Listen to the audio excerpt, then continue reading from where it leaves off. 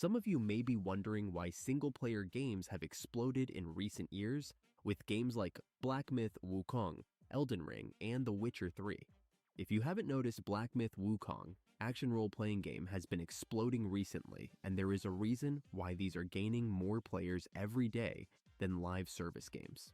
Let's get into why this can be happening and why it could continue to happen. With the release of Black Myth: Wukong, gaining over 2.4 million concurrent players on Steam and a rating of 10 out of 10 stars, taking down Palworld and not too far off PUBG. This happens because of several different factors. One of the main factors that pushes people towards these types of games is the amount of time people have in their day and how much time is needed to be caught up, or up to par with hardcore players in live service games. Games like Black Myth: Wukong or Elden Ring, or even games like Stardew Valley, have been popular and continue to be popular because of time. You can log in and play 5 minutes or hours and have a ton of fun.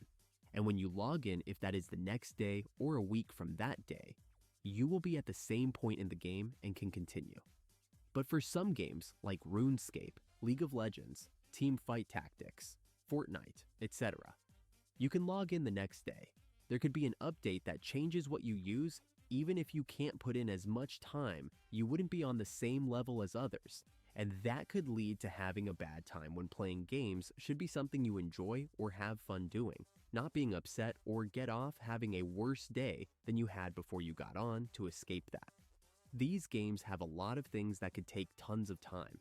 For example, if you're playing RuneScape, you have daily activities and tons of quests, and grinding for XP and skills, or even GP or gold pieces when you want to get something from the Grand Exchange. If you are playing League of Legends or Team Fight Tactics, you have patch notes that you need to read to see what champs are meta that patch, or even go into a game to have fun and get your time and experience ruined by other players who want to give people a hard time.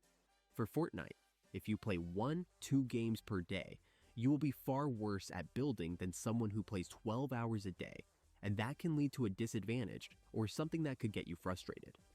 Some of the other reasons people go for single-player relaxing games is getting something new.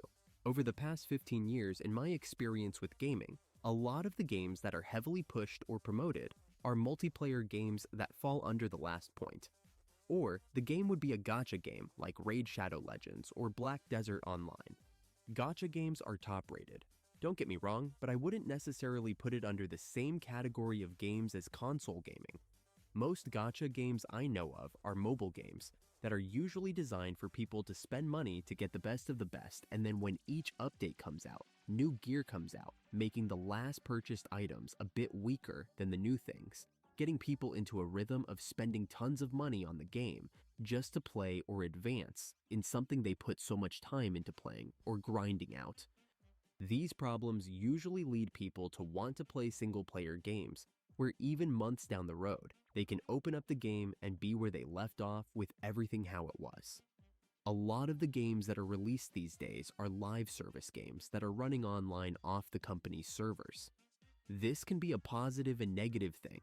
Getting into the positive things about live service games are that a lot of things get ironed out and fixed. If there are any issues or bugs in the game, they will be fixed, and you wouldn't have to worry about them. They release a patch on their end, and then you update the game on yours and keep playing. It's not hard to do it all and keeps things fresh and coming into the game.